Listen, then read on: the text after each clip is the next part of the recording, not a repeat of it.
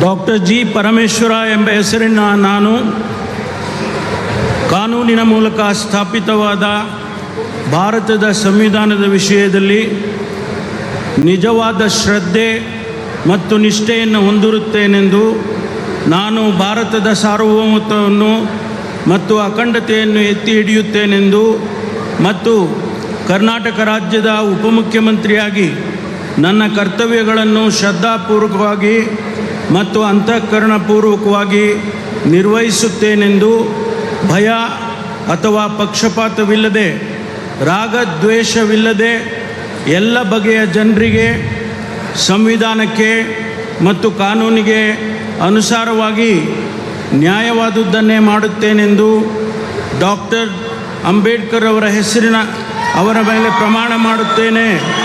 ಶ್ರದ್ಧಾಪೂರ್ವಕವಾಗಿ ಪ್ರತಿಜ್ಞೆ ಮಾಡುತ್ತೇನೆ.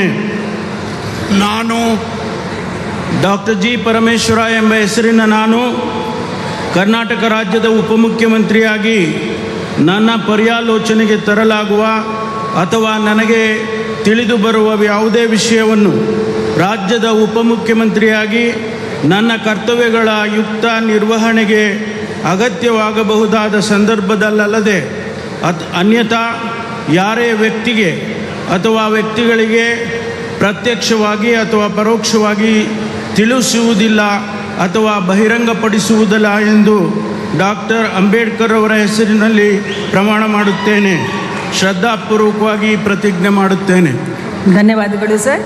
ಮಾನ್ಯ ಉಪಮುಖ್ಯಮಂತ್ರಿಗಳು ಈಗ ಪ್ರಮಾಣ ವಚನ ಸಹಿಯನ್ನು ಮಾಡಲಿದ್ದಾರೆ.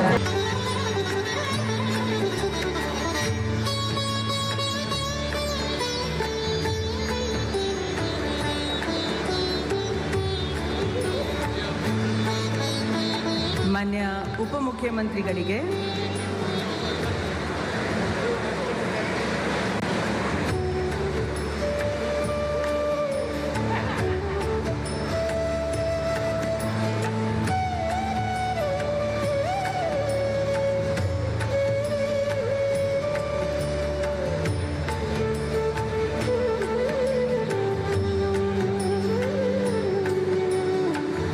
ಮಾನ್ಯ ರಾಜ್ಯಪಾಲರು ಹಾಗೂ ಮಾನ್ಯ ಮುಖ್ಯಮಂತ್ರಿಗಳು ಹೂಗುಚ್ಚೆ ಮೂಲಕ ಮಾನ್ಯ ಉಪಮುಖ್ಯಮಂತ್ರಿಗಳಿಗೆ ಅಭಿನಂದನೆಯನ್ನು ಸಲ್ಲಿಸಿರುತ್ತಾರೆ.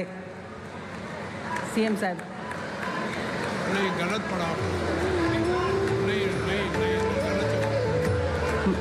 ಮಾನ್ಯ ಮುಖ್ಯಮಂತ್ರಿಗಳು ಕೂಡ ಹೂಗುಚ್ಚೆ ಮೂಲಕ